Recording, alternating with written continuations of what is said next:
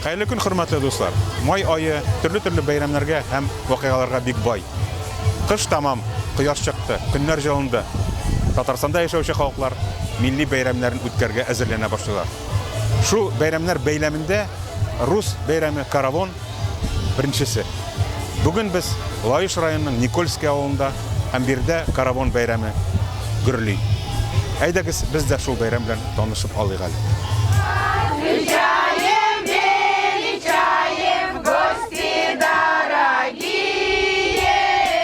Каравон Татарстанда 1993 елдан алып ел сайын үткәрелә торган рус фольклоры фестивале. 2003 елдан ул Татарстан Республикасы президенты указы нигезендә дәүләт статусындагы бәйрәм санала. Май азагында әлеге бәйрәмгә бөтен республикадан һәм күрше төбәкләрдән фольклорны сөючеләр җыела. Никольский авылында уздырылучы Каравон бәйрәменең 300 елдан артык тарихы бар. Элегрәк ул авылның престол бәйрәменә, христиан календарында мөһим бәйрәмнәрдән саналган, христианнарның иң изге дини бәйрәмнәреннән берсе буларак Николай Чудотворец, ягъни мугҗиза тудыручы Николай көненә иске стиль буенча 9 майда туры китереп үткәрелгән. Кешеләр Никола Вешнийга мул уңыш сорап мөрәҗәгать итә. Элегрәк Никольский авылында бәйрәм 3 көн дәвамында уздырылган. Авыл ширкәвендә гыйбадәт кылулардан башланып киткән әлеге бәйрәм өйләрдә табын артында дәвам итә. Аннары урамнарга күчә, күмәк күңел ачулар һәм әйлән-бәйләннәр була. Каравон сүзе борынгы славян телендә хоровод, ягъни әйлән-бәйләнне аңлата. Һәм беренчел хәлендә ул традиция бары тик шушы Никольский авылында сакланган.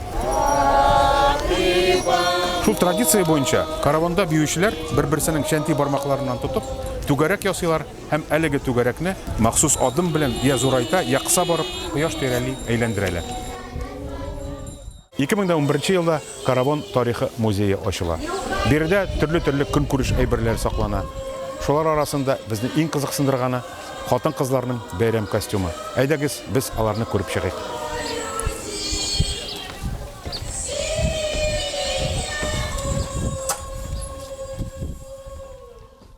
Наш праздничный костюм пошит по образцам тех костюмов, которые до сих пор наши бабушки бережно хранят.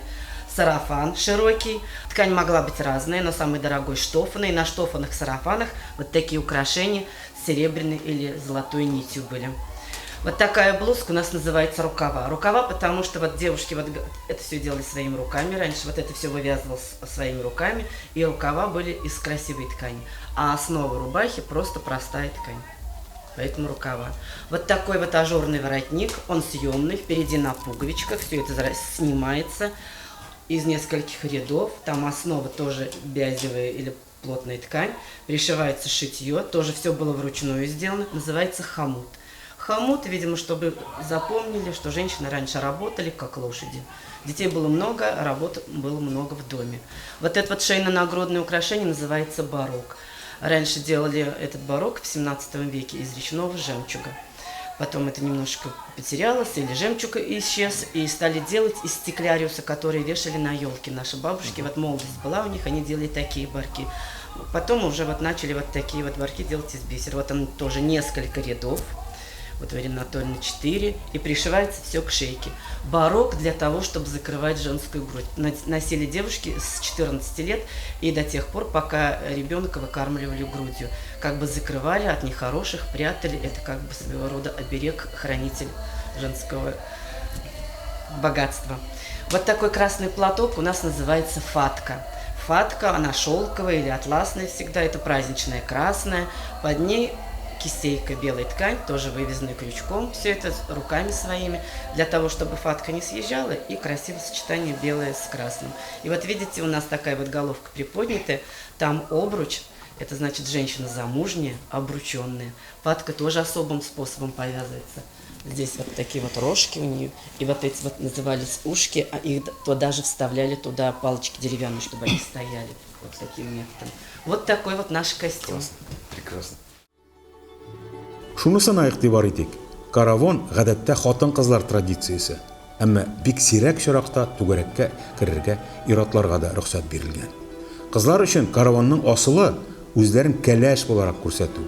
Авылның төрле очларында яшәгән туташлар престол бәйрәмендә генә матур, шигелгән сарафаннарын киеп бер урынга җыела алганнар. Рус егетләре шушы көнлегенә кызларның барысын бер юлы бер җирдә күрә алганнар. Хоровод әйләнү бу күмәкләшеп бию генә түгел, ә берникадәр авыл яшьләренең аралашу суы да булган. Скажите, пожалуйста, а в чем главный секрет никольской обрядовой песни? Вот хоровод – это каравон, да, это наша местная традиция. Каравон – это хоровод с определенными песнями. Каждый каравон имел свои 3 основные песни. У нас они медленные, протяжные, как по морю синему, при долу долочки и как по речке реченьки. Каждой песне пелось по 3 раза, 3 дня подряд. Почему 3 дня? Потому что Николы у нас гуляли 3 дня. А песни очень длинные, лирические, где-то по 8-9 минут получается. Девушки становились в хоровод, брались за мизинчики и ходили определенным каравонным шагом. И круг двигался по солнышку, по солонь. И мы являемся, все, кто находимся в кругу, носителями древнего вот этого наследия. И у нас при помощи вот этого шага каравон как бы то сужается, то расширяется. И если смотреть сверху, то получается как биение сердца. И именно вот эти 3 хороводные песни – это наши местные никольские песни. Они передаются из поколения в поколение. Хәзерге вакытта каравон халыкның күмәк күңел ачу бәйрәме. Һәм ул Татарстан Республикасында яшәүче русларның фольклор, вокаль һәм этнографик коллективлары фестиваленә әверелде. Кадерләп сакланыла һәм буыннан буынга тапшырыла торган уенлы, җырлы йола традицияләрендә гаҗәеп көзгедәге кебек рус халкының иң матур сыйфатлары чагылыш таба.